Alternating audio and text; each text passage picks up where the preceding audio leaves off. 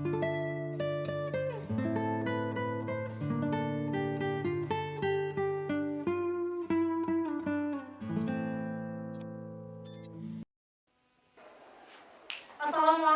warahmatullahi wabarakatuh, pemirsa Aceh TV dimanapun Anda berada. Berjumpa lagi kita bersama saya Indah Rastika Sari, dan kali ini di program Suara Dewa. Dan insya Allah selama 1 jam ke depan nanti kita akan membahas terutama isu hari ini akan kita angkat mengenai pentingnya perubahan kanun pengelolaan TBBH, tambahan dana bagi hasil minyak dan gas dan juga otsus di sana. Dan kita akan membahas ini bersama Ketua Banlek DPR Aceh, Bapak Insinyur Haji Abdul Azhar Abdul Rahman.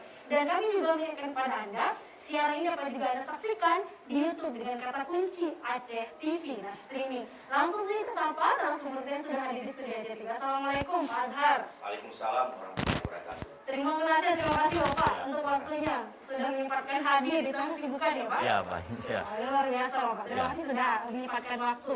Kita bahas nih Pak mengenai perubahan Pak, perubahan kanun tentang pengelolaan TBBH, tambahan dana bagi hasil minyak dan gas dan juga otonomi khusus di sana. Tapi sebelum ke sana ini sudah perubahan menuju ke 4 ya Pak? Iya. Berarti sudah berjalan 3 kali perubahan. Tapi sebelum kita ke sana Pak, kita mungkin bisa mengawali dulu dari apa kemudian TBBH migas dan juga otsus ini Pak. Silakan. Iya, baik. Terima kasih Indah. Dan juga terima kasih pada TV Aceh dan juga kepada pemirsa semuanya yang ada di Aceh. Mohon izin saya membuka masker supaya lebih leluasa dalam berbicara. Berbicara masalah dana otsus ya, dan juga bicara masalah tambahan dana bagi hasil minyak dan gas bumi. Ini kan merupakan hal kota anggaran khusus untuk pelaksanaannya otonomi khusus ya, yang diatur pada Undang-Undang nomor 11 tahun 2006 pada pasal 181 dan juga pasal 182 dan 183 ya. Dan disebut juga kalau pada pasal 181 itu terkait dengan bagaimana formulasi pengaturan ya, formulasi pengaturan terhadap dana otsus ini sehingga distribusinya bagaimana diatur dengan sebaik-baiknya. Ini diatur ya pada pasal 181. Sedangkan pada pasal 182 juga penjelasan terhadap pasal 181 yang bagaimana distribusinya dan pembagian baik dengan manfaatnya ya. Kalau misalnya pada pasal 181 bagaimana cara distribusi anggaran tersebut. Kalau 182 bagaimana manfaatnya ya. Jadi misalnya 30% untuk pendidikan Aceh, ya. Kemudian 70% dialokasi untuk program bersama antara kabupaten dengan provinsi, ya. Itu manfaatnya. Sehingga ini kan cara untuk mengatur pemanfaatnya, ya. Kalau 183 itu diatur lebih lanjut juga masalah bahwa masa penggunaan anggaran ini, komitmen dari pemerintah pusat itu menegaskan pada pasal 183 ayat 2 bahwa dana otonomi khusus ini jangka waktunya 20 tahun. 15 tahun pertama itu 2% dari plafon DAU nasional, ya kan? Kemudian pada tahun 16 ke 20 itu plafonnya turun jadi 1% dari plafon DAU nasional. Maka oleh karena itu melihat situasi masa penggunaan ini sudah melewati 15 tahun fase pertama, ini sudah masuk fase kedua. Fase kedua tahun ke-16 sampai tahun ke-20. Tentu dengan plafon yang akan berubah, tentu akan menyesuaikan juga regulasi daerah. Ya, kalau pada tahun 2008 itu tahun pertama, 2009 tahun pertama penggunaan anggaran khusus, kemudian disiapkan juga dengan regulasi, ya. Kemudian sambil berjalan juga ada penyesuaian, ada kebutuhan, sehingga ada perubahan. Sehingga perubahan dari kanun tersebut sudah 3 kali. Sehingga dari 3 kali ini, yang pertamanya tahun 2008 dengan itu yang pertama perubahan. Pertama Kanun Aceh nomor 2 tahun 2008. Jadi ini induknya, ya. Kemudian ada perubahan kedua, ketiga, ya. Sehingga judulnya tentang tata cara pengalokasian tambahan dana bagi hasil minyak dan gas bumi dan penggunaan dana otonomi khusus. Ya, maka oleh karena itu pada saat ini saya kira ini sangat penting. Ya, kalau pemerintah Aceh pada saat ini Januari Februari sedang menyusun rencana kerja SKPA, kemudian juga mengakomodir usulan aspirasi masyarakat melalui reses DPR anggota Dewan. Dari kumpulan aspirasi ini akan diakomodir oleh pemerintah Aceh, tentu akan dibawa ke Musrembang, sehingga akan menjadi suatu dokumen yang diatur dengan peraturan gubernur, menjadilah satu dokumen rencana kerja pemerintah Aceh. Nah, maka dalam menyusun RKPA ini tentu harus didukung berapa jumlah anggaran yang tersedia untuk depan. Ya, berapa pendapatan, berapa belanja, ya, berapa pembiayaan, dan juga belanjanya, apakah belanja modal atau belanja untuk aparatur kan, atau operasional nanti, sehingga harus diketahui dari sejak sekarang. Maka kalau misalnya asumsi transfer dari pusat, perlu dilakukan konsultasi. Ya, pertama dilakukan konsultasi ke Dirjen Keuangan Daerah di Kementerian Dalam Negeri dan juga dikonsultasi Kementerian Keuangan Republik Indonesia di Dirjen Perbendaharaan. Sehingga berapa sih yang akan dikirimkan ke Aceh? Apakah DAU atau dana dekonstruksi atau dana tambahan perbantuan atau dana otonomi khusus TDBH? Ini kan dikonsultasi. Misalnya tahun depan ini ada belanja misalnya anggaran yang akan menjadi pemasukan daerah sekitar misalnya berkurang dari asumsi lama. Kalau dulu dana otsus kan 7,5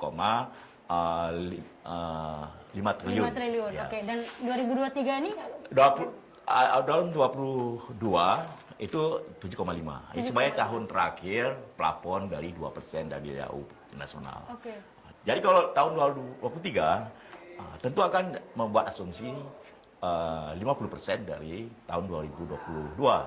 Misalnya kalau 7,5 triliun berarti harus dibagi dua, jadilah 3,75 triliun. Sisa dengan segitu. Ya. 3,5. Maka 3,75 ini mungkin akan terganggu lah situasi dalam mengambil kebijakan. Ya.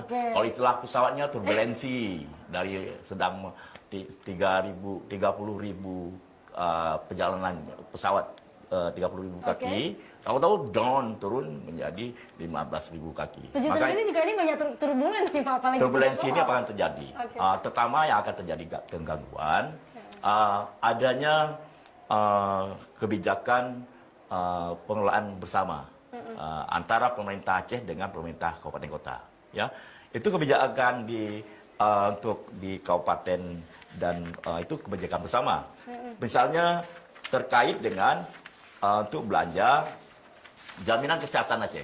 JKA. Ya, JKA. Ini kan menjadi program yang populis di Aceh, ya, bahwa hadirnya dana otonomi khusus dirasakan manfaat oleh rakyat semua, ya kan? Itu juga setiap tahun itu ada 1 triliun, ya. Tahun ini akan mengalami perubahan juga penyesuaian. Kemudian beasiswa. Ini kan beasiswa. Kemudian bantuan dana untuk anak yatim, ya kan? Kemudian ada bantuan untuk rumah layak huni. Ini dan juga pekerjaan lain yang ditetapkan gubernur. Misalnya ada program Multius, ya, MJC.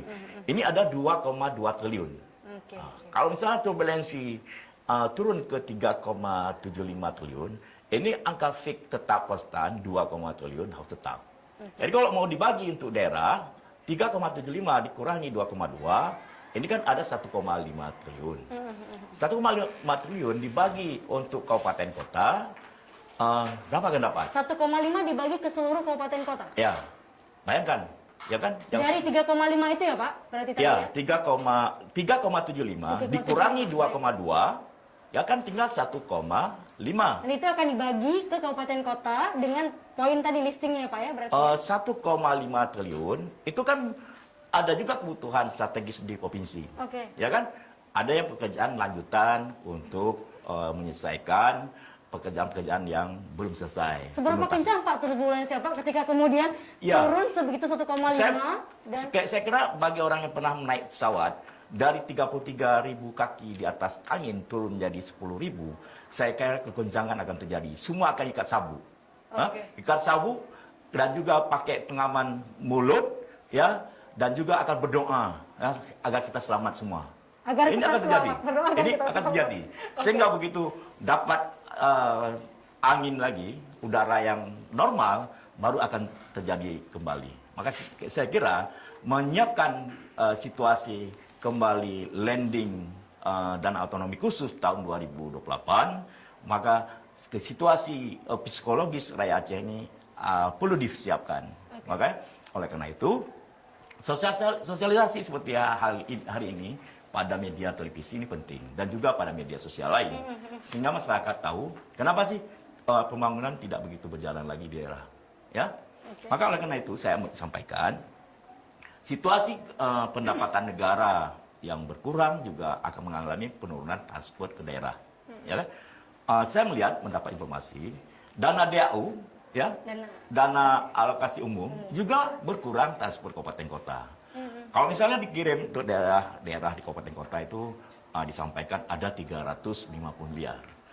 Tapi sedang berjalan, akibat kurangnya penerimaan negara, itu ada informasi lagi.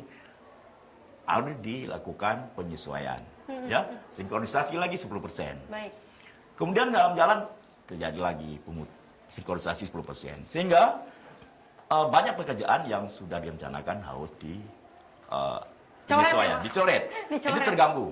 Ini sudah berjalan tahun 2020 dan tahun 2021. Maka situasi ini yang perlu saya sampaikan sudah terjadi pada tahun 2023.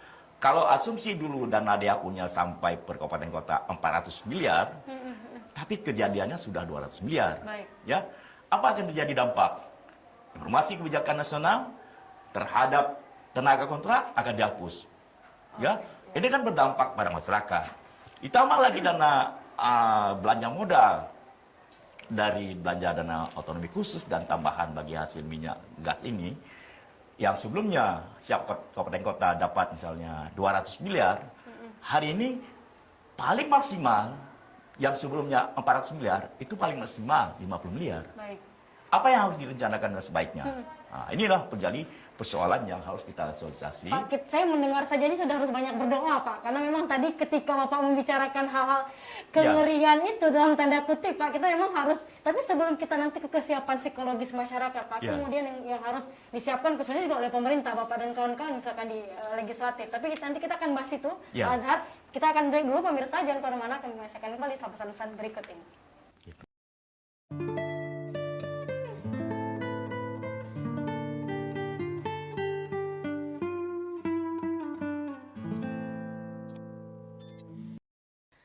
Terima kasih pemirsa, Anda masih menyaksikan program Suara Dewan dengan tema kita hari ini, bagaimana kemudian pentingnya perubahan kanun pengelolaan TDBH, tambahan dana bagi hasil minyak, gas, dan juga otonomi khusus. Dan kita masih dengan Ketua Banlek DPR Aceh, Pak Insinyur Haji Azhar Abdurrahman. Dan tadi sebelum break kita sudah bicarakan bagaimana kemudian komposisi anggaran, bahkan kemudian 2023 tahun depan itu hanya tinggal 1% lagi, benar ya Pak ya? Ya, posisinya dari dana DAU pusat. Oke, baik. Kemudian Pak ada posisi kengerian Pak dalam tanda kutip yang kemudian kita harus waspada memang. Bagaimana kemudian kita harus menyiapkan psikologi Pak dari masing-masing masyarakat juga pastinya. Ya, saya kira beberapa pejabat perlu dilakukan bawa ke konseling nanti. Pejabatnya justru yang dibawa konseling ya Pak? Orangnya udah biasa susah ya Pak? Biasanya kelola belanjanya tebal dompet, sekarang udah tipis ya, sehingga distribusinya juga akan berkurang. Saya kira setelah dilakukan konseling pembinaan mental terhadap pejabat baru dengan masyarakatnya. Nanti dikanunkan lagi jangan-jangan Pak ya? Ya. Jadi persoalan berkurangnya dana bagi hasil dana tambahan bagi hasil minyak gas bumi dan juga dana otsus, ya. Sehingga dengan berkurang ini juga perlu penyesuaian dengan harapan bahwa ini harus dapat manfaat masyarakat. Karena dengan terjadinya kegoncangan psikologis sehingga tidak ada terikat dengan peraturan yang mengikat sehingga sulitnya terakses tersalurnya bagi masyarakat anggaran yang ada. Baik. Ya. Jadi makanya saya melihat bahwa ada beberapa kelemahan pada kanun sebelumnya yang harus kita perbaiki. Di mana pada pasal 11 kanun nomor 2 tahun 2008 tentang tata cara pengalokasian tambahan dana bagi hasil minyak, gas, dan bumi dan penggunaan dana otsus. Di situ disebut bahwa alokasi anggaran ini untuk pembangunan yang monumental. Ya, ini perlu kita kritisi. Ya, pembangunan monumental itu saya lihat selama 15 tahun fase ini, yang banyak kan hasilnya ya filosofinya besi tambah semen, tambah pasir, tambah batu, ya cat. Sehingga kan nampaknya pekerjaan fisik ditambah dengan villa, ya. Sehingga itu jangan lupa ya, Pak. Ya, pasti kalau mazhab Hanafi lain lagi nantinya. Tapi yang di sini jelas bahwa inilah konteks keadaan dana otsus. Sehingga pemerintah pusat di Dirjen Keuangan Daerah itu mengkritisi kami. Apa sih kalian membangun? Ya, setelah kami evaluasi Dirjen Keuangan Daerah di Kementerian Negeri, itu 47% untuk membangun infrastruktur. Jadi PPP juga besar, Pak? 2,7% untuk pengentasan kemiskinan. Makanya nggak turun ke penurunan kemiskinan, ya. Sehingga banyaknya silpa. Ya. Kalau misalnya punya tenaga teknokrat yang baik di pemerintah Aceh, saya kira formulanya ini juga sudah diatur. Sehingga bagaimana dana yang besar, kemiskinan juga turun, ya, pembangunan juga meningkat, pertumbuhan ekonomi juga baik. Tapi terjadilah inilah yang kejadian dalam mengatur birokrasi di pemerintah Aceh, ya. Ya, ini memang semua bereh di pemerintah Aceh, ya. Bereh mendung, sehingga makanya sehingga persoalannya kita mendapat label beberapa prestasi yang tidak diinginkan. Rapornya merah nih, Pak. Ya. Pak Azhar, tadi kan kita harus siapin psikologi, khususnya pejabat nih Pak yang kita siapin. Tapi saya kalau dari sekarang komposisinya seperti apa sih Pak? Siapa yang nikmatin dan berapa ya untuk rakyatnya Pak posisinya Pak? Ya, kalau saya sampaikan tadi, kalau dana otonomi khusus dan TDBH itu ada sekitar 3,75, itu kan 2,2 triliun itu untuk dana pengelolaan bersama, ya. Itu untuk JKA, untuk rumah layak huni, beasiswa, kemudian juga kepada bantuan untuk anak yatim, ya, dan juga bantuan strategis. Bantuan strategis misalnya tahun 2024 kita targetnya buat PON di Aceh. Tentu kan membutuhkan dana, ya. Bagaimana cara bertahap 2022, 2023, 2024 itu kan harus dirampungkan dengan dukungan dana dari provinsi, ya kan? Baik penyediaan lahan dan juga perencanaan lainnya. Kalau konstruksi mungkin dengan APBN lah, ya kan? Ini kan harus ada dukungan dari dana otonomi khusus. Ini satu hal. Maka oleh karena itu, kalau yang tadi asumsi 3,75 triliun dana otonomi khusus dan TDBH digunakan untuk belanja publik secara bersama ini ada 2,2, berarti ada sisa 1,5. Baik, karena harapan besar kita di situ ya Pak, kita cuma punya otsus. Ya, kalau 1,5 itu kita bahas bersama antara pemerintah Aceh dengan DPRA, bagaimana formulasi akan kita atur? Apakah 40% dilanjutkan kabupaten kota, 60 provinsi? Atau sebaliknya, ya 40 provinsi atau 60 ke kabupaten kota? Atau 50-50, 50 untuk kabupaten kota dan 50 untuk provinsi. Yang akan kemudian Pak jadi kita akan bahas dulu bagaimana kebutuhan yang strategis. Ya, kita lihat formulasi kebutuhan strategis. Apa yang harus diselesaikan oleh provinsi? Ya, misalnya ada yang tindak lanjut penyelesaian yang strategis yang harus dirampungkan. Yang sudah berapa Pak komposisinya? Berapa persen? Kalau yang sebelumnya kan ini akibat perubahan yang ketiga bahwa formulasinya itu 40% kabupaten kota. 40%? 60 provinsi. Ya kan, setelah diambil untuk formulasi bersama 2,2, sisanya dibagi kabupaten kota, ya. 40 kabupaten, 60 ke provinsi. Dulu waktu kami di kabupaten kota itu menerima manfaat ya yang lumayan enak itu. Tahun 2008 sampai 2010 itu pengelolaan dana otonomi khusus itu di kabupaten dapat 60%. Oke, macam ya, banyak di kabupaten. Ya, keciprat banyak lah. Karena kan dulu kan lagi Misalnya kalau kita cincang ikan itu bagian kepala masih dapat lah. Kalau sekarang nggak ekornya. Ada ekornya. Ya. Berarti itu masih subur pada saat itu ya, Pak ya? Ya. Sehingga kalau sekarang populasinya 40% di kabupaten, 60 di provinsi. Maka oleh karena itu, ini akan terjadi kegoncangan psikologis beberapa pejabat dalam mengambil kebijakan. Baik. Bagaimana kita atur? Tarik-menarik akan terjadi. Oke. Ya, apalagi tentu kami akan menjaring aspirasi ke kabupaten kota, baiknya bupati atau nantinya pejabat bupatinya yang kalau ada pelantikan atau dengan Bapeda atau dengan DPRK-nya. Ya, bagaimana populasi yang ada? Karena sisanya sudah sedikit.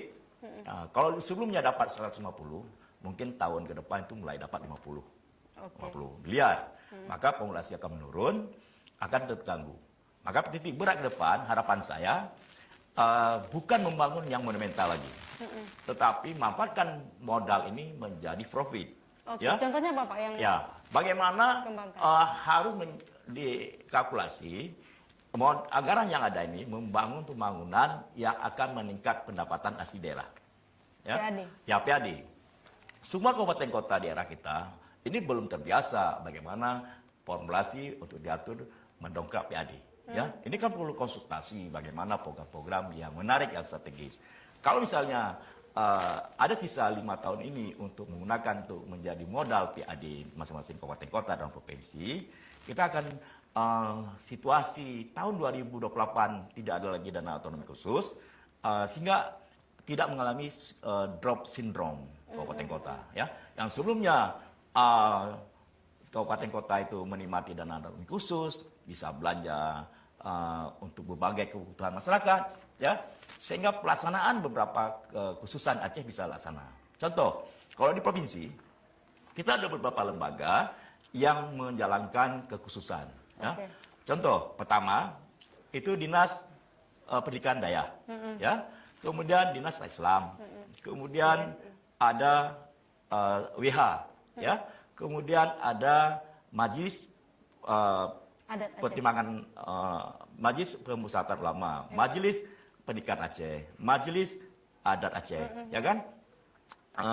Kemudian Wali Nagro. Itu bagian dari lembaga kekhususan, ya. Sehingga ini kan mendapat pengelolaan ini ditambah lagi BRA, ya kan? BRA udah 8. Ada 8 lembaga dinas yang tambahan setelah kekhususan. Kalau selagi ada dana otonomi khusus. Tapi kalau misalnya tahun 2028 merupakan tahun terakhir pertama kita mengalami kekosongan sumber kiriman dari transfer pusat yang dialamatkan daerah otonomi khusus, saya kira ini kan lembaga-lembaga ini akan mengalami ya harus dilebur kembali nanti. tapi sedang diperjuangkan nih Pak kabarnya. Ya yang perjuangkan siapa? Yang dengar siapa? Oke. Ya kan? Kayaknya Jadi berhembus begitu saja. ya ini kan kekhawatiran kita yang kita perjuangkan bukannya bertambah baik, ya akan hilang yang disebut dengan nilai-nilai kekhususan. Gimana itu artinya? Ya maksudnya bukan situasi keuangan negara kan sangat berkurang, ya kan? Sementara proses transfer ke daerah juga semakin menurun, ya kan? Kemudian kebutuhan transfer untuk daerah otonomi khusus juga perlu dilakukan. Ternyata daerah yang diberikan dana otonomi khusus, pengentasan kemiskinan tidak dapat diselesaikan, pertumbuhan ekonomi tidak baik, inflasi cukup tinggi, silpa cukup tinggi, korupsi, top leadernya juga kena. Ya kan? Maka kalau uang ini dibuang ke laut, seperti batu dilempar ke laut, maka percuma kita berikan dana otonomi khusus, mungkin asumsi dari pusat. Ya kan? Maka oleh karena itu, ini kan perlu perbaikan tata kelola pemerintah di Aceh, sehingga pentegasan kemiskinan harus diatasi, ya, pertumbuhan ekonomi juga harus baik, PAD juga harus meningkat, kemudian juga dengan indeks pembangunan Indonesia semakin baik, ya. Silpa harus menurun, ya. Kalau silpa itu seperti tahun kemarin 3,9 triliun, itu bisa bangun 4 kabupaten tuh. 3,96 triliun. Kalau tahun 2022 kita dengarlah nanti kalau beberapa analisis pengamat mengatakan ada 4 triliun lah Kalau kami kan masih berpegang bagaimana hasil analisa BPK nanti, ya. Ya. Kalau hasil analisa BPK mengatakan ya 2-3 triliun, kita bisa hitung lah dari pemerintahan masa Irwandi Nova ini tahun 2018 sampai 2002 berapa jumlah sih angka silpanya, ya. Itulah bonusnya daripada keberhasilan dari Aceh Hebat nanti. Bonus keberhasilan. Ya, inilah satu tantangan. Maka kita bisa berharap melakukan proses evaluasi semuanya. Ya. Baik, Pak Azhar, yang juga menjadi catatan kita kemudian TDBH migas ya Pak.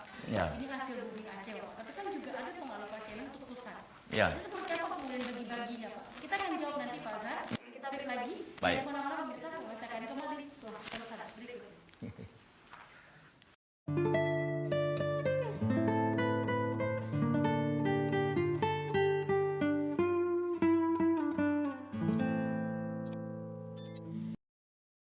Terima kasih pemirsa, Anda masih menyaksikan Suara Dewan Aceh TV dan kita sudah sampai di segmen akhir. Kita sudah banyak membahas tadi tentang bagaimana kemudian pentingnya, kemudian perubahan dari kanun pengelolaan TDBH, tambahan dana bagi hasil minyak, gas dan juga otonomi khusus. Tadi kita sebelumnya sudah bagaimana kemudian Pak dari TDBH migas sendiri, karena kan ini juga ada bagi-bagi ke pusat Pak Azhar. Silakan Pak. Baik, terima kasih sebagai tambahan penjelasan bahwa kalau dana otonomi khusus ini kan berlaku hanya 20 tahun. Ya, tapi kalau tambahan bagi hasil minyak gas ini kan tidak dibatasi. Ya, kalau satu lagi dana bagi hasil minyak gas ini itu tidak dibatasi. Hanya di formulasi aja yang diatur. Ya. Diatur formulasinya kalau dana bagi hasil minyak gas itu diatur. Ya, pertama diaturnya kalau untuk ke pusatnya berapa, untuk di kabupatennya berapa, di provinsi. Ya. Di sini pada Undang-Undang Nomor 11 Tahun 2006 tentang Pemerintah Aceh juga diatur pada pasal 181. Ya. Kalau dana bagi hasil minyak dari bersumber hidrokarbon dan sumber daya alam itu bagian dari pertambangan minyak itu 15% tuh Aceh. 15% Ya. dari hidrokarbon. Bagian dari pertambangan gas bumi 30%. Itu kan. Tetapi ada tambahan lagi. Pemerintah Aceh pada pasal 182 Pemerintah Aceh berwenang mengelola tambahan dana bagi hasil minyak dan gas bumi sebagaimana dimaksud pada pasal 181 ayat 3 yang tadi. Nah, ada tambahan lagi. Inilah perlu dikelola dengan baik. Karena kandungan minyak dan gas bumi di Aceh ini cukup banyak. Ya. Tapi kita cuma dapat 1530 Pak? Ya, itu kan formulasi antara provinsi dengan pusat. Ya. Kita lihat bahwa hasil minyak dan gas yang ada di Blok B Pasir, ya, yang dikelola oleh mobil Exxon yang dahulu sekarang sudah diserahkan pemerintah. Pemerintah sudah menyerahkan pemerintah Aceh, ya, dengan kebijakan ini pada tahun 2015, ya kan?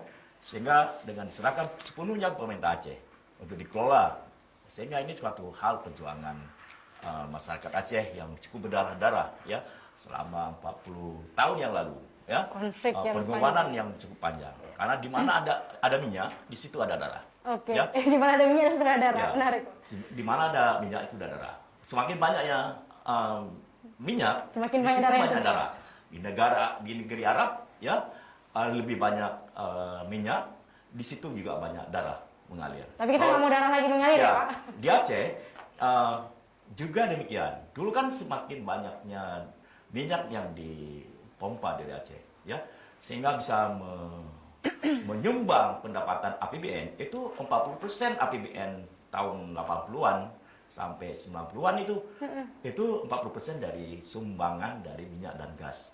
Itu terutama di Aceh, ya. Kemudian itu dikelolanya satu Indonesia. Bayangkan, ya, sekarang begitu tidak ada lagi minyak dan gas akan berkurang, baru diserahkan untuk Aceh. Itu Aceh, udah Ya. nggak ada, udah tinggal sisa Ya. baru diserahkan itu Pak, Ini yang dikatakan. ada laporan mungkin ada sekitar 61 sumur yang aktif yang bisa dipompa, yang dihasilkan. Tentu diserahkan pemerintah Aceh melalui Badan Usaha Milik Aceh, yang disebut dengan PEMA, Perusahaan Pembangunan Aceh. Ya, dari PEMA ini diberikan 100%, dapat formulasi saham 1% untuk Lusmawe, ya. 1% Lusmawe, Kota Media Lusmawe. Oke. 99% untuk PEMA. PEMA ini yang sudah mendapat 99%, terjadinya ada tarik menarik dan tawar menawar sehingga dijual kepada PT EPG ya sebesar 48%, sehingga sisanya kan 51%. Ya, ini kan darah kita bisa dijual orang. Ini spekulasi namanya kan, spekulasi, tidak menghargai dari nilai perjuangan sejarah. Itu dijual pasti. Ya, jangankan sumur minyak dijual, tanah Aceh bisa dijual orang. Kalau punya kekuasaan. Jadi apapun bisa dijual ya Pak, atas nama kekuasaan. Ya, lagi ada kekuasaan, jangankan minyak dan sumur minyak ini dijual, negeri ini bisa dijual. Nah, ini persoalan. Makanya oleh karena itu, yang paling riskan yang kita analisa sekarang, bahwa laporan dari Badan Pengelola Minyak Gas Aceh itu BPMA. Dilaporkan pada semester pertama itu ada pendapatan di setor ke negara itu sekitar 269 miliar. Per 6 bulan berarti? Ya, 269. Tapi 269. Pemerintah Aceh dapat berapa Pak? Pemerintah Aceh laporkan tambahan dana bagi hasil minyak gas itu hanya 5 miliar 534 juta. Berarti 5,5 miliar dari 269 miliar yang didapat dari BPMA. Ya, maka oleh karena itu, ini kan tidak adil, tidak transparan cara ada komposisi yang diatur. Ya, coba kita lihat, dapatnya 269. Kalau dikali dengan apakah dengan formula 15% atau 30%, berapa minyak, berapa gas, ya kan? Kalau 1% 269 kan 2 miliar. Ya, kalau dikalinya 15% dapat berapa? Yang gasnya berapa? Itu namanya kemana dibagi, Pak? Ya, yang namanya kan begitu dimasukkan rumus, ya rumusnya mungkin ada yang hilang. Ini rumus apa dulu, Pak? Ini kan kebijakan pengaturan formulasi ini ada di Kementerian Keuangan. Oke. Ya, saya kira pemerintah Aceh, DPRA, para pimpinan juga harus melakukan komunikasi dan konsultasi di Kementerian Keuangan. Bagaimana formulasi yang diatur ini? Sebenarnya belum. Saya kira kan semua udah pada diam, dianggapnya setelah ditransfer ke provinsi udah cukup memadai. Padahal ini harus dilakukan konsultasi. Kami belum bisa dapat terima kalau begini caranya, ya kan? Kalau dapatnya 269 miliar, tapi dibaginya dapat 5,5, ini bagaimana dapatnya? Nah, karena yang paling ironis, berdasarkan laporan daripada pertemuan antara BPMA dengan para mahasiswa, saya dapat laporan perkembangan bahwa BPMA biaya operasionalnya 60 miliar. Operasionalnya 60 miliar? 60 miliar untuk BPMA. Sementara yang ditransfer ke Aceh itu 5,5 miliar. Sementara di Aceh, Provinsi Aceh, itu transfer lagi. Daerah penghasil berapa dapat? Oke, uang ini dibagi lagi dari 5,5 ini ya Pak ya? Ya, Aceh Timur berapa? Aceh Tamiang berapa? Untuk kabupaten lain, ya sesuai dengan kebutuhan apakah persoalan adanya indeks dari rentang jauh lokasi ya atau adanya luas wilayah. Kemana lokasinya Pak? Untuk diperuntukkan untuk apa? Itu diprioritaskan seperti tadi 30% untuk masalah sama pendidikan, juga, ya pendidikan, kemudian masalah kesehatan juga misalnya ada 30%. Itu kan ada kebijakan. Tapi lebih masih banyak nih Pak, sisanya cuma kita dapat. Maksudnya? Ya maksudnya kan kita cuma dapat tadi yang 5,5 miliar dan kemudian itu juga dibagi lagi Pak. Ya, saya kira ini kan persoalannya beberapa pejabat diam semua. Ya, diam. Saya curiga. Diam ini pertama bodoh, yang kedua tidak paham, atau manut. Yang paling kuat yang mana Pak? Semua ada. Dari tiga ini yang paling kuat yang mana? Berarti karena kita Aceh hebat. Bodoh, Aceh hebat. Yang keempat Aceh hebat. Aceh hebat, Aceh manut, ya, Aceh bodoh, atau Aceh sedang memang yang tadi saya bilang Pak. Ya karena tidak paham gitu ya. Aceh carong Pak. Ya, akibat kelebihan banyak simbolis ikon Aceh, akhirnya kita bisa ditipu lagi. Oke, banyak simbolis ikon. Ya, semestinya ada konsultasi. Bagaimana penjelasannya? Ya, sehingga kita tidak hanya diberikan hanya hanya pisang goreng aja gitu, ya kan? Karena dianggap kita udah diam, sudah lakukan konsultasi dan juga kondusif sekarang, sehingga dikasih demikian. Ini tidak baik. Dan itu yang akan diperjuangkan di perubahan. Ya, kita perlu konsultasi. diberikan kesempatan melakukan konsultasi Kementerian Keuangan, kita akan menyurati, ya. Misalnya kalau ini diberikan kesempatan untuk dibahas oleh Badan Legislasi Aceh, DPR Aceh, kita akan mensurati pimpinan DPRA, menyurati gubernur untuk diteruskan Kementerian Keuangan di Dirjen Pembendaharaan, Dirjen Perimbangan Keuangan, sehingga formulasinya bagaimana. Langsung kita konsultasi. Bila perlu kita mengundang daripada Dirjen untuk memberi penjelasan di Aceh. Ya. Karena kalau ini tidak transparan, ini tidak puas. Ya. Kita dikasihnya BPNA, ya, tapi uangnya dibagi pusat. Okay. Ya. Sementara dalam MOU sendiri diatur dibilang 70, 30, 30, 70. Hasilnya 15 dengan 30. Ya kan? Maka makin banyak regulasi, makin ujungnya makin kecil terus dapat kita. Oke. Ya. Jadi banyak aja kata-katanya ya Pak ya? Ya. Ujung-ujungnya? Mudahnya diberikan simbolis-simbolis pesan-pesan yang ada untuk Aceh sehingga uangnya bisa kasih kecil-kecil. Oke. Ya. Maka oleh karena itu, yang paling ironis lagi, setelah setelah Blok B Pasir ini diserahkan kepada pemerintah Aceh melalui perusahaan Tema yang saya sampaikan tadi, itu kan dapat dia porsi saham 99%, kemudian 1% untuk pembangunan Lok Semawe, sehingga kan sudah 100%. Kemudian dijualnya saham kepada PT EGP, grupnya Bakri. Ya. Ini kan grupnya Bakri? Ya, grupnya Bakri. Pokoknya mereka tidak punya berdarah-darah, tapi dapat hasil minyak. Ya kan? Inilah situasi kebijakan polisi yang terjadi di pemerintah Aceh. Kemudian dari 48%, mereka akan menjadi pengoperasional dari Blok B Pasir dengan sejumlah 61 sumur yang aktif. Ya. Kemudian dari kita lihat perkembangan selanjutnya,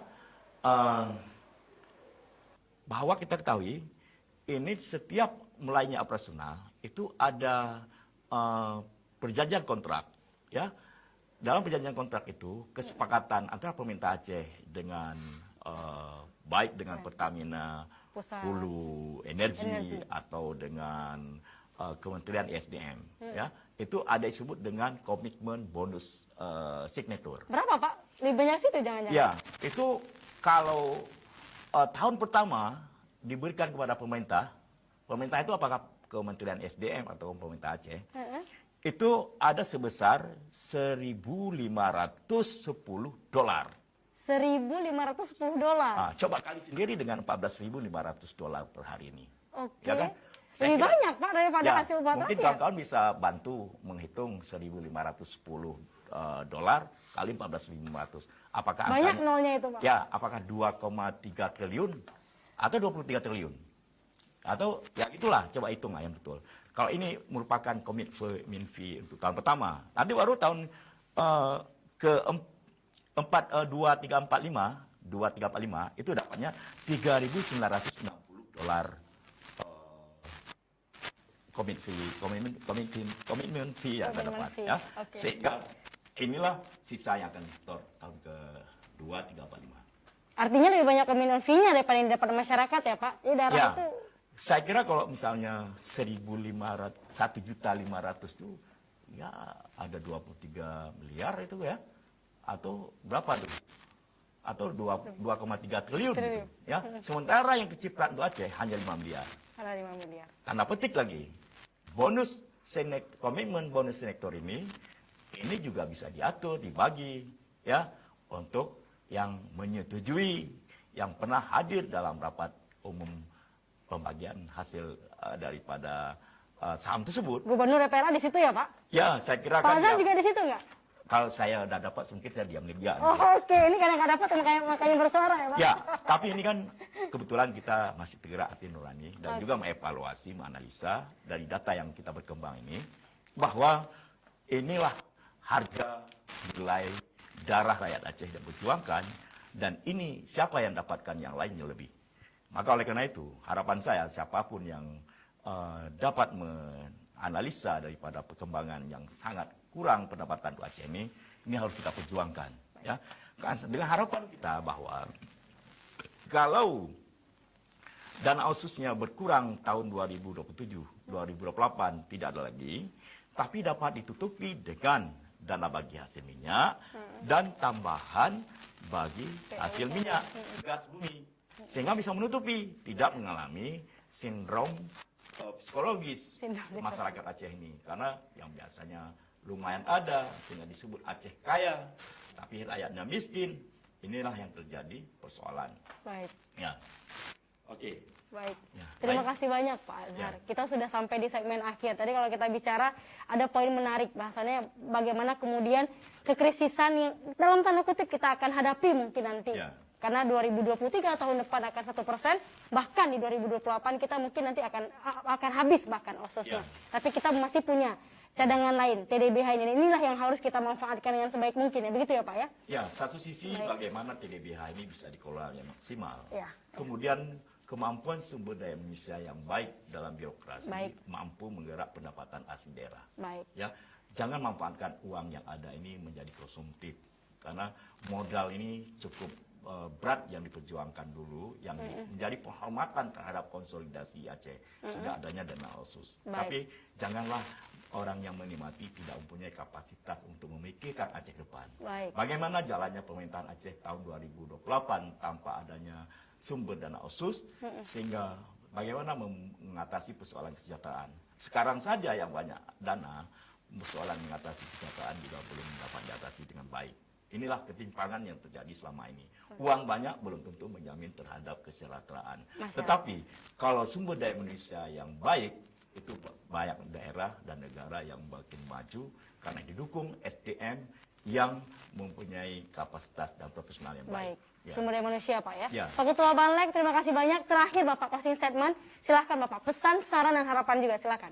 Baik, terima kasih kepada pemirsa TV Aceh yang ada di mana saja, bahwa hari ini saya beri kesempatan untuk menjelaskan bagaimana usulan dari Badan Legislasi DPR Aceh perlunya perubahan Kanun Aceh nomor 1 tahun 2018 ini tentang tata cara pengalokasian tambahan dana bagi hasil minyak dan gas bumi dan penggunaan dana otonomi khusus.